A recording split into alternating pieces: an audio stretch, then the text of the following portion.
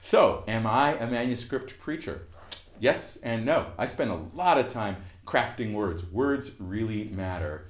And words are a gift of God. God creates the world with the word. And so words do matter. But there's something about reading.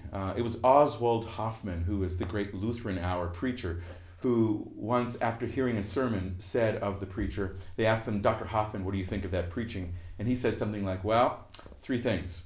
1, he read it. 2, he didn't read it well. 3, it wasn't worth reading.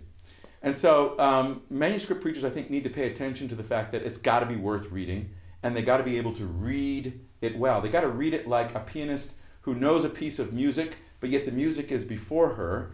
And so you might ask, well, why is the music there if she knows it? Well, it's kind of a reminder. They're not actually reading it. They're using it to kind of guide their performance. And so preaching is performance, and you got to be able to read in a way, I believe, that shows that you are familiar with the text. However, I think there does come a time in the preaching when you leave the text.